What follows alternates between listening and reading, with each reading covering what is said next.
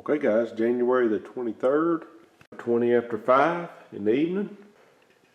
We're getting ready to start fitting the lower valance to the car. We've got it sitting there on the floor. I went ahead and I put the bumper brackets on it, both sides. And there's also a little divider piece right here that goes in between the upper header and the lower valance. And everything is looking good with it on this side. I've got it kind of taped to the car just to kind of hold it up there. You can see the bowl holes lined up really good. Over here, we are having that same issue with the basically the bumper bracket coming in contact with this piece. Now, I just really don't know how it's going to do once we get it mounted to the car.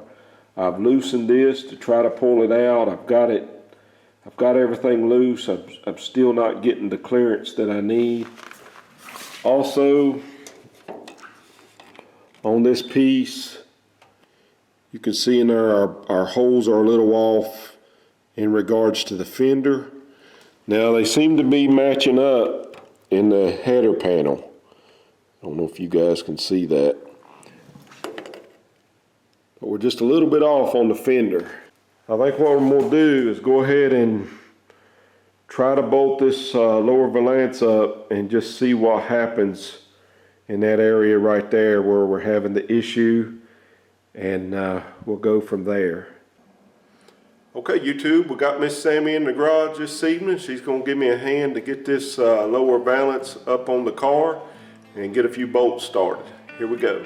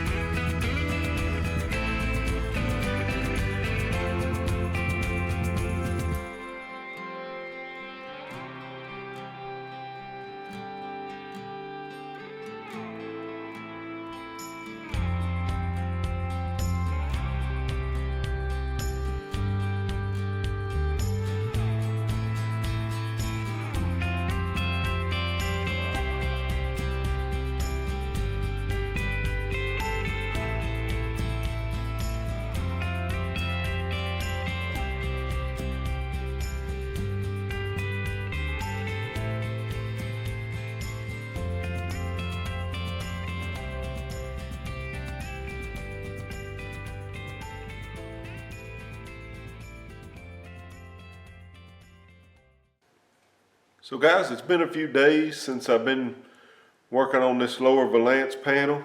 I've got some tape on the panel itself marking some problem areas. Let's take a look at it. So overall, it's not turning out too bad. There is a few issues.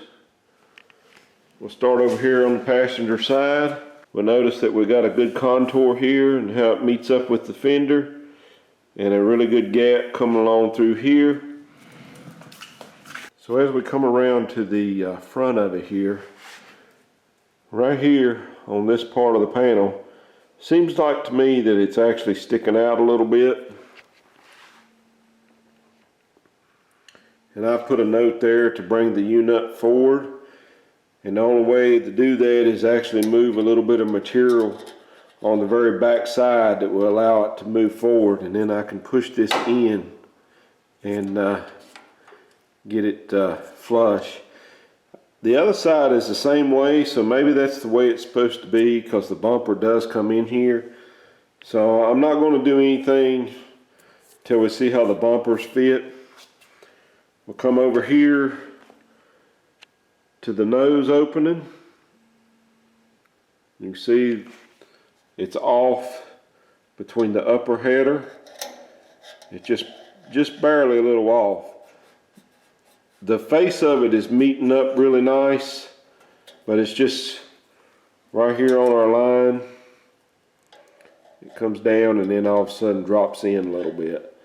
So most likely we'll wind up maybe splitting this here and moving it over just a little bit. Not real sure yet. Driver side over here in the same area, it's just a tad off, not nearly like passenger side, but it is off just a little bit. And of course, I mentioned to you guys the bumper bracket issue with the clearance on this side. And of course, this side right here, I put bring U-nut forward. It's looking the same way as the other side. As we come around to the fender, everything's matching up pretty good right in this area as well.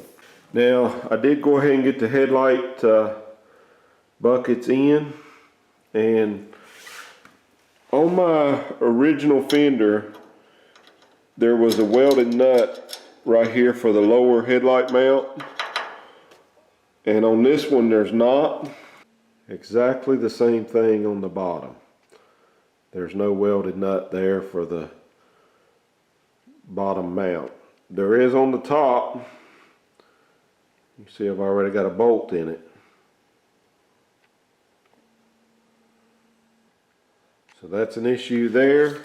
On the inside of the fender, where it bolts up to the lower valance, I've put a piece of tape back there to ream those holes. It's really tight right in that area. Same thing on this side, really tight in that area. I may just open those up ever so slightly. I'm working on this bumper bracket issue here on the car, and the driver's side is the one that was really close to this filler panel here, and the passenger side had a little bit of a gap there, which is what it's supposed to have. Used my gap gauge, and it comes up to be right at about 1/8 of an inch gap. I've taken the brackets off of the car, and so now we've just had this open space on both sides, and I'm coming in here just above the mounting hole to the core support. And if I'm looking at this, it's right at about 5 9/16 is where the roller comes out at. So we'll go over to this other side and check it. It's 5 11/16. So there's an 1/8 inch difference from the passenger side to the driver's side from the core support, and that's where the gap is going. I measured the hole from the outside and it seems to be the same. I'm gonna double check that. I'm gonna get these brackets on and I'll be right back. Okay, here is the passenger side. You can see we got a little bit of clearance there. It's actually probably between a 1/16 and an 1/8, because the 1/8 is actually pretty tight. I can actually see the header move just a little bit when I push that in there. There's our driver's side, and it's definitely touching. Now on this passenger side, if I come right up against the header, to be 1.1/8, pretty close to the center of the hole. Come over here. I call it 1 3/16. So that's a good thing. That is very close. So with the 1/16 difference, I've got enough there with the bolt that I believe I'd be okay. So guys, if I wind up clearancing this bracket, I wanted to show it to you. But this area right here, I'm actually thinking about, if everything else checks out and I don't find any more problems and it all works, I'm thinking about just making a relief cut right in here and taking a little bit out of this area, and that should give me the clearance that I need. Again, this is already powder coated. Kind of a mistake on my part. Now, I'm bolting this up, and since it is powder coated, got this idea from Roger, Mr. Fireman. I went and got some of those neoprene washers, and still got to get several more different sizes and everything, but it seems like it's going to work really good. That way I don't have the metal to metal contact. I'm not tightening these up real tight, and therefore I'm not putting anything on the backside. The backside's setting flush, but when I go to put the bolt in, I'm just snugging it up right now at this point. There's no slop in it once I get it snugged up. We'll go ahead and put it on the car. I'll be back. I've discovered one more problem with the bumper brackets, and that's on the outside. I got to double checking these outside ones. If I come in here to the fender right at the corner and I center it to the hole, this one's 1.5 inches. I do the same thing on this other one. I call it 1 3/4 inches. So we're looking at 1/4 inch difference from this hole to the fender between sides. I think I finally figured the issue out between the outer bumper brackets and why the one on the driver's side, the bowl hole was off from the fender. And if I straighten them up, you'll see it. It's definitely bent. These bumper brackets are readily available. These are really pitted. I think I'm just going to order a new set and see how they fit, and we'll go from there.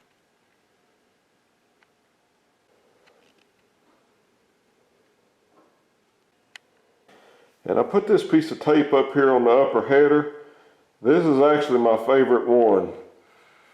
The lower RS nose bolt is in the core support. So how did it get in the core support? Well, I dropped it and it's in the core support now.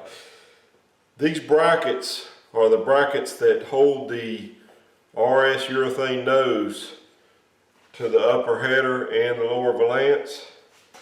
And they sit in here like so.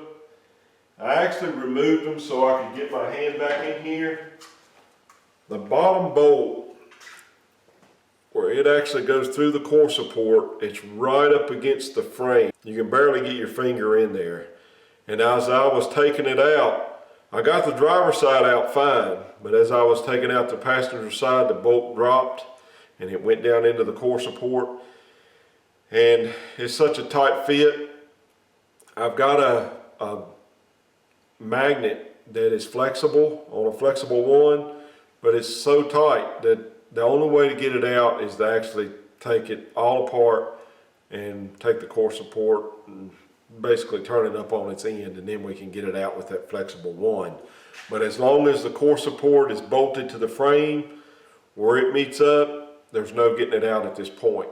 So thank goodness this is just a mock-up, because all this will be coming back off when we change that firewall out. So note to self, don't drop that lower bolt or you will have a bad day. So guys, we got a few issues, It's not really that bad as a production car. This probably would have left like that, I'm sure. And I'm really happy with the way that it's turning out. Looking forward to getting the rest of the pieces on and seeing what it's going to look like. I'm not real sure how far I'll go with this front end. I want to go ahead and get the bumpers on for sure. And we may do the bezels, the headlight bezels and everything. I'm not sure if I'll do the urethane nose yet or the shroud or anything like that. I probably won't. And I'll probably go ahead and put the hood on it and see what that looks like. Like I said, we're at a point now where we could go ahead and start working on our doors, I do believe. Well, all right, look what we found. Both front bumpers. And I finally found them. They were actually underneath the blast cabinet. They were right where I left them. The only problem was I don't remember ever putting them there, but that's where they were at. So that's probably going to do it for this video. Appreciate everybody watching, all my subscribers. Some bonus footage here for this video. This is the first time that I have seen the front bumper on this car since I've had it.